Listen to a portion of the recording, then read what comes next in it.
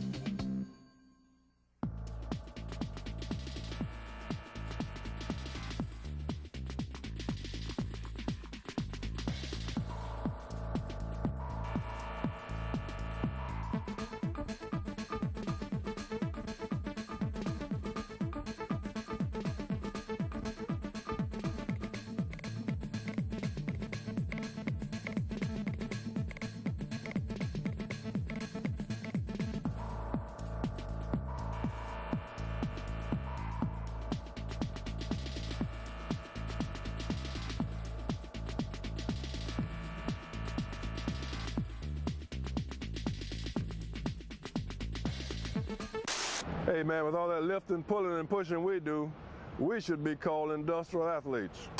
Industrial athletes? Who you kidding? Yeah man, I said industrial athletes. If we don't use our muscles and tendons the way we should correctly, then we're headed for strains and sprains. You can't be on the team if you're on the bench with a strain or sprain. It's up to you to step, lift, push, pull, or carry using muscles and tendons correctly. Don't take a strain or sprain lightly. According to the U.S. Department of Labor, Mine Safety and Health Administration, and the Occupational Safety and Health Administration, strains and sprains are one of the most common on-the-job injuries in mining and all other industries. In fact, strains and sprains account for almost half of all occupational injuries that require medical attention. Understanding how muscles and tendons work can help prevent nagging strains and sprains.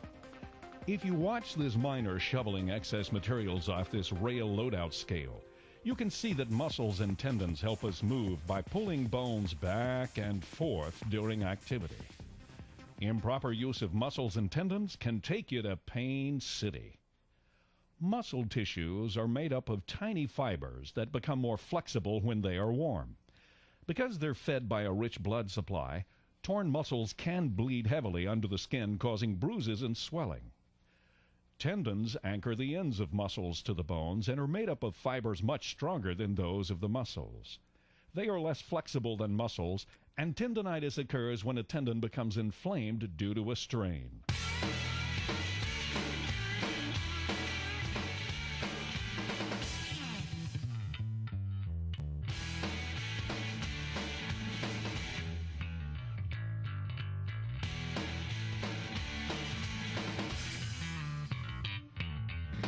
So, do you know what strains and sprains are? Do you have any idea what causes them? Do you know what we can do to prevent strains and sprains? If you don't know the complete answers to all of these questions, then why not pay attention and help avoid these painful injuries?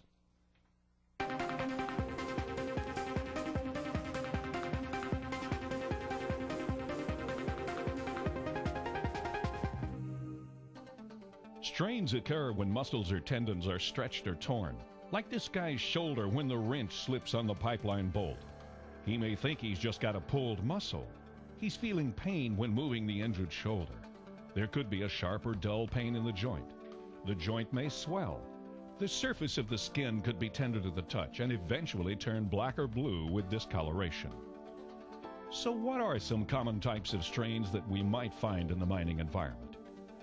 Back strains are right at the top of the list when it comes to strains. Why? Probably because many of us don't use proper lifting techniques.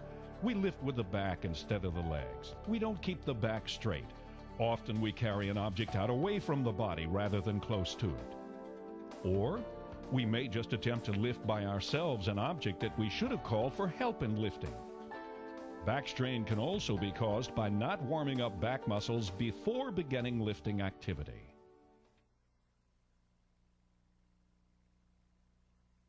Thigh and groin sprains occur regularly when you walk and slip in wet areas that have slurry, wet material and water combined. A thigh or groin sprain can put even the toughest miner out of commission. Incorrectly jumping down from one area to another can strain the quadriceps, the muscles in front of the thigh bone, or strain the hamstrings, the muscles behind the thigh bone. Knee strains can be caused by repeated bending of the tendons surrounding the knee area. Bending like you see here as this miner attempts to work on this piece of equipment with knees bent for long periods of time. Knee strains can be caused by incorrectly jumping up or down, producing excess shock on the tendons and muscles.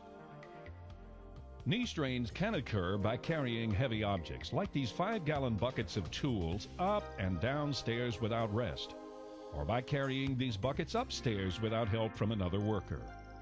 Shoulder strains are absolutely no fun at all.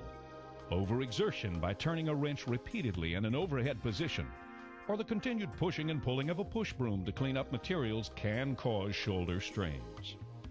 Achilles tendon and heel pain can be the result of not wearing the proper work shoes. Your feet make hundreds of sudden starts, stops, and turns during the day. If you're not wearing the proper work shoes with adequate heel and arch support, you're asking for strains of feet muscles and tendons. Hands, fingers, wrists, and elbows can all be strained with repetitive wrist motions.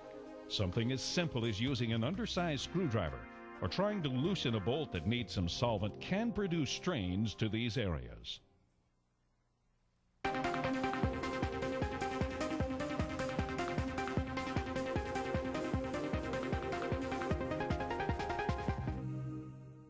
What are sprains anyway?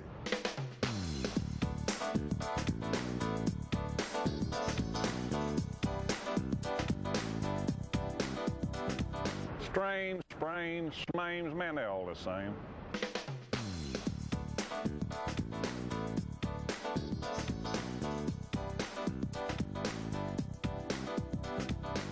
Not so fast there, buddy.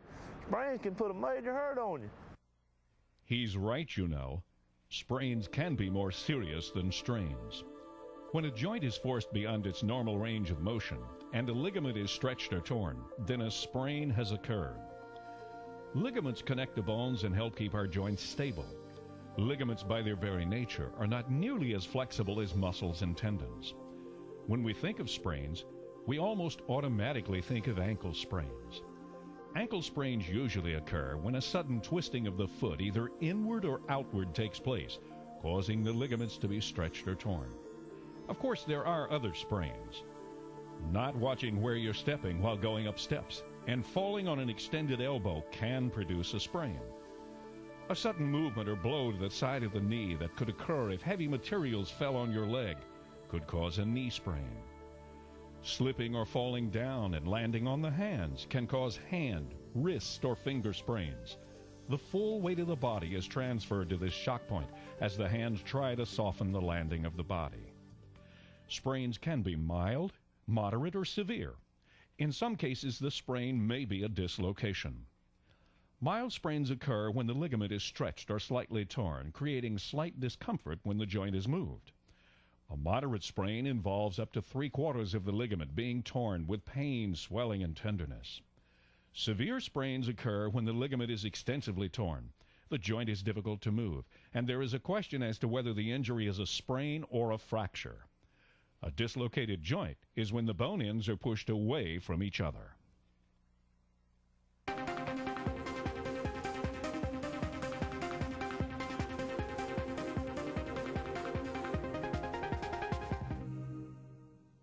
They're caused by carelessness.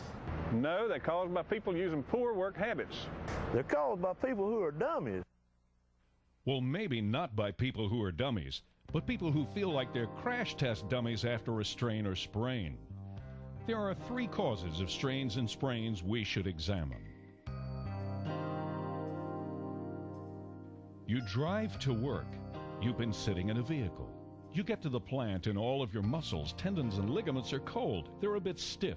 They haven't been warmed up yet. A fellow worker or supervisor asks you to lift something right away, and bingo, you strain your back because those muscles haven't been flexed, stretched, and warmed up.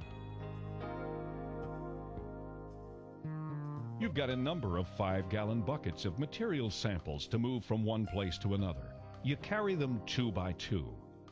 There are scrap batteries that need to be cleaned out of storage. You carry them 1 by 1. Instead of putting them on a pallet and moving them with a forklift, you've strained your muscles and tendons by overexerting instead of working smarter. Many times we use poor or improper techniques to do a job. Lifting is a prime example. We don't stretch or warm up the muscles. We try to lift the object with the back. The back is not straight but at an angle. We twist our body with a load instead of pivoting our feet. There you go, a strain in the back or a pulled muscle. You know, we could focus all day on strains and sprains.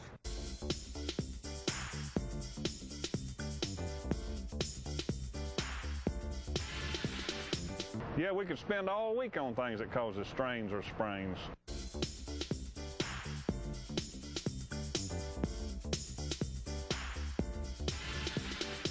Or we could get to what we could do to prevent these strains and sprains.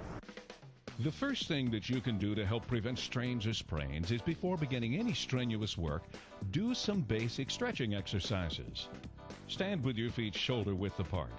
Put your hands on your hips and gently turn side to side like this, stretching the back and waist muscles.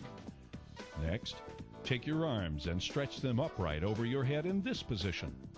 Hold them up for about 10 seconds and stretch several times. Now, take your arms and stretch them out in front of you in this position.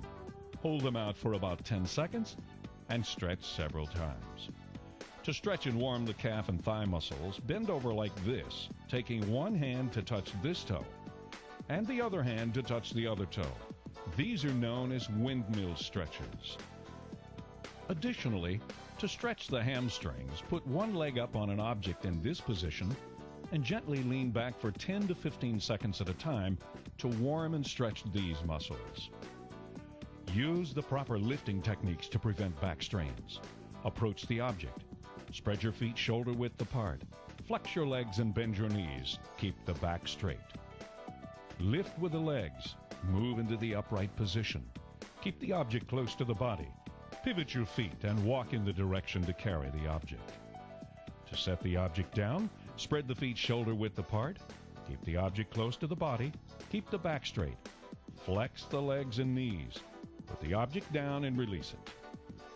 To help prevent slips and trips and straining those thigh and groin muscles, watch where you're walking, and when you reach wet, slippery areas, slow down.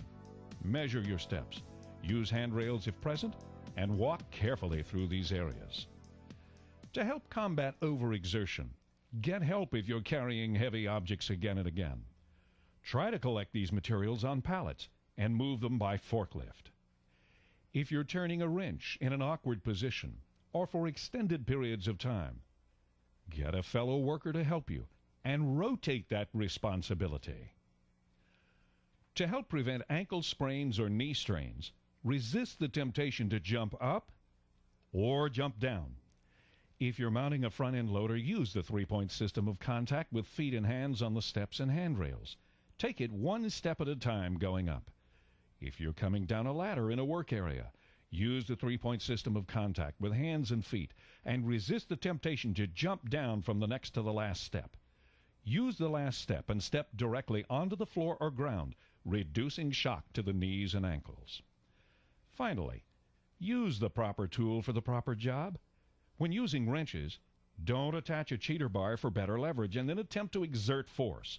When these two slip, you're asking for a shoulder strain or even sprain of the fingers and wrist. Use a screwdriver large enough to turn the screw that you're working on. If the screw or nut won't turn due to corrosion, then let's use some solvent to free it. So we've examined safe work procedures to help reduce the chances of getting a strain or sprain. But what first aid procedures would be used if you experience a sprain? Remember the word RICE: rest, ice, compression, and elevation. Rest is for first about 72 hours, depending upon the injury. You need to get to a physician as soon as possible so he can evaluate it. I again means ice, but you want to ice it for 15 minutes at least 6 times a day for at least 72 hours. C, you want to compress, and there is your splint there at that point. And then E is elevate. You want to elevate it, again, like on a hassock or an ottoman, something like that, for at least 72 hours, or until you can get to a physician for him to evaluate. Wouldn't you rather work without sprains and strains? Man, you can do without the pain of strains and sprains, right? The power to work smarter. It's in your hands. Why not get started today? Today in this video, we've defined what strains and sprains are.